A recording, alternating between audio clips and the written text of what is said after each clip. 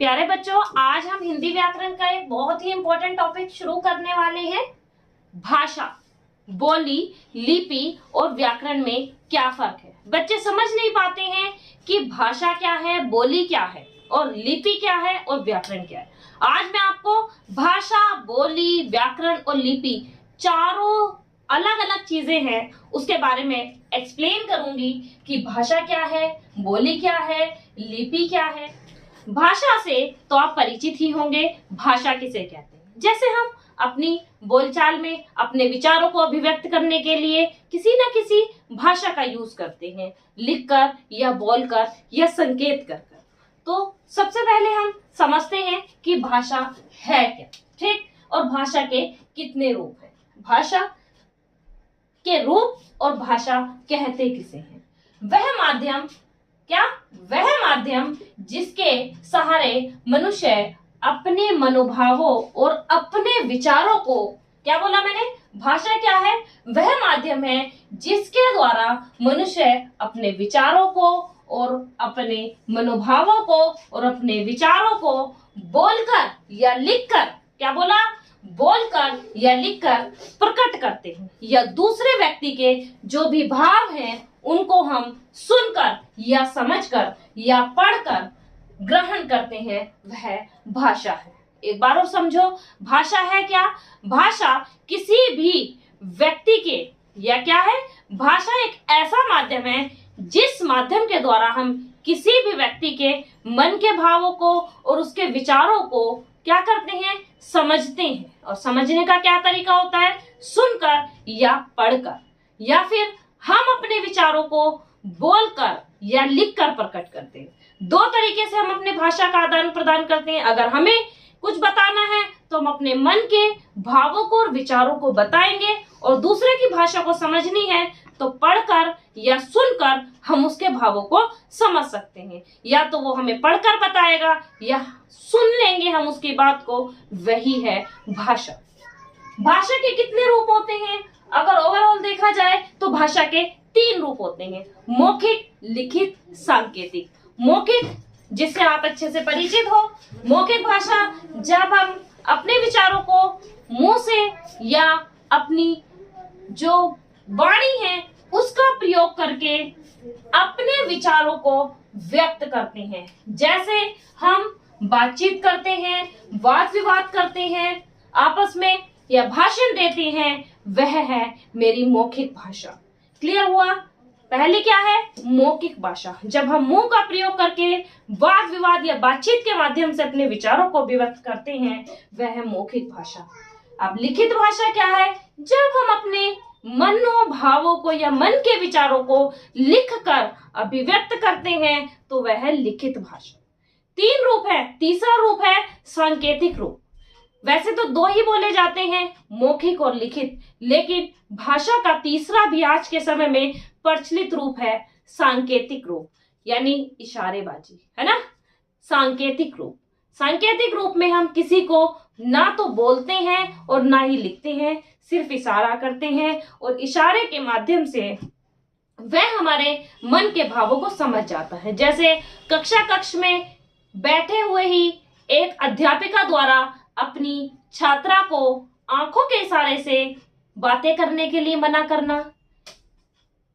आंखों के इशारों के माध्यम से या उंगली का प्रयोग करते हुए अपनी कक्ष में एक अध्यापिका द्वारा अपने बच्चों को इशारे से खड़ा करना या बैठाना, यह सांकेतिक भाषा का ही रूप है।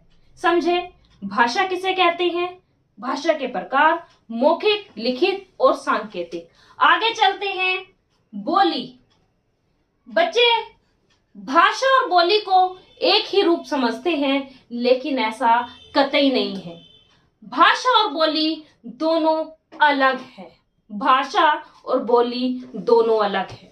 ठीक, कैसे अलग है वो हम बात करते हैं कि भाषा और बोली कैसे अलग है। भाषा तो मैंने बताया, अब बोली क्या होती है?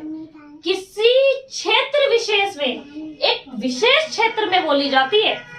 जैसे गुजरात की अपनी अलग बोली है, बिहार की अपनी अलग बोली है, केरल की अपनी अलग बोली है, हर एक क्षेत्र की अपनी अलग बोली है। उसे ही हम क्या कहते हैं, बोली। क्या बोला? किसी क्षेत्र विशेष में बोले जाने वाली भाषा को ही बोली कहते हैं। किसी क्षेत्र विशेष में, किसी क्षेत्र विशेष में बोले जाने वाली भाषा को ही बोली कहते हैं। भाषा का जो क्षेत्र है वो व्यापक होता है। भाषा बहता नीर है, भाषा बहता नीर है, साथ साथ भाषा हर कदम पर बदलती है। जैसे पानी बदलता है ऐसे ही भाषा बदलती है। भाषा का क्षेत्र व्यापक है, वहीं बोली का क्षेत्र सीमित है। क्या बोला? भाषा का क्षेत्र व्यापक है, वहीं बोली का क्षेत्र सीमित है। यानी हमारे एक निश्चित क्षेत्र में या घरेलू प्रयोग में भी हम अपनी एक निश्चित बोली का यूज करते हैं। जैसे हम भोजपुरी का प्रयोग करते हैं। गुजरात के रहने वाले लोग अगर दिल्ली में आकर बस गए हैं तो वो गुजराती का प्रयोग करते हैं। ऐसे ही केरल में रहने वाले लोग अगर वो कहीं और पर बसे हुए हैं वो अपनी बोली नहीं छोड़ते हैं, वो मलयालम का ही यूज करेंगे। यानी किसी क्षेत्र विशेष की जो भाषा होती है ना, किसी क्षेत्र विशेष में जो वो अपने विचारों को अभिव्यक्त करने के लिए जिन शब्दों का प्रयोग करते हैं वह उनकी क्या है, बोली है। पहली बात क्या, क्षेत्र विशेष में बोली जाती है। दूसरी बात क्या, इसका क्षेत्र सीमित होता है और प्राय इसका जो नाम है वो स्थान के आधार पर रखा जाता है। हर एक क्षेत्र की बोली का जो नाम है वो उनके स्थान के आधार पर रखा जाता है। जैसे गुजरात की बोली गुजराती, मिथिला मैथिली, केरल की मलयालम, भोजपुर भोजपुरी, ये कुछ बोलियां हैं। ठीक, अब हम बात करते हैं लिपि की। लिपि किसे कहते हैं? अब हम बात कर रहे थे लिपि की। लिपि किसे कहते हैं? ठीक है, लिपि किसे कहते हैं? हम अपने विचारों को अभिव्यक्त करने के लिए लिखेंगे। जो लिखना है, लिखते समय हम जिन भी संकेतों का प्रयोग कर रहे हैं वो जो संकेत है वही लिपि है। क्या बोला मैंने? अपने विचारों को अभिव्यक्त करने के लिए जब हम उन्हें लिखते हैं और लिखने के लिए जो भी संकेतों का हम यूज करते हैं वो लिपि है। हर एक भाषा की अपनी लिपि होती है। जैसे हिंदी भाषा की अपनी अलग लिपि है, जैसे देवनागरी लिपि। क्या? देवनागरी लिपि। उर्दू की अपनी लिपि है, अरबी, फारसी। अंग्रेजी कौन सी लिपि है? रोमन। मराठी कौन सी लिपि है? देवनागरी। नेपाली, वो भी देवनागरी। इन लिपियों के अपने अलग अलग संकेत होते हैं, अलग अलग सांकेतिक चिन्ह होते हैं जिन्हें हम लिखकर अपने मन के भावों को अभिव्यक्त करते हैं। वही क्या है? लिपि है। ठीक, जैसे चाइनीज, ठीक है, जो लैंग्वेज है उनकी भी अपनी, वो अपने कुछ शब्द इस टाइप से उनके कुछ शब्द होते हैं, उनके भी खुद के अपने कुछ संकेत होते हैं। इन्हीं संकेतों को लिपि का नाम दे दिया जाता है। अब हम बात करते हैं व्याकरण की। व्याकरण है क्या? व्याकरण भाषा के रूप को शुद्ध करता है। यानी व्याकरण एक ऐसा शास्त्र है जो भाषा के रूप को शुद्ध करता है। अगर व्याकरण ना हो तो भाषा की शुद्धता का अभाव रहेगा। हम भाषा के शुद्ध रूप तक पहुंच ही नहीं पाएंगे। क्या बोला? व्याकरण क्या है?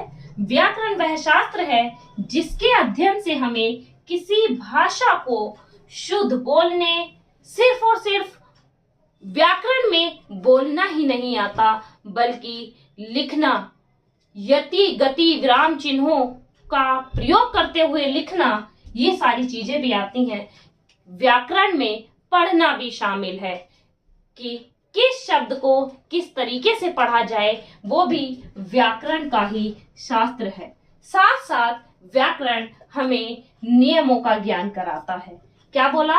व्याकरण एक ऐसा शास्त्र है जो हमें शुद्ध बोलने, लिखने, पढ़ने और हमें किस तरीके से व्याकरण में नियमों का प्रयोग करना है वह हमें बताता है। यही है हमारी व्याकरण। आज हमने सीखा, सबसे पहले क्या सीखा हमने कि लिपि किसे कहते हैं और व्याकरण किसे कहते हैं। उससे पहले भाषा किसे कहते हैं और बोली किसे कहते हैं।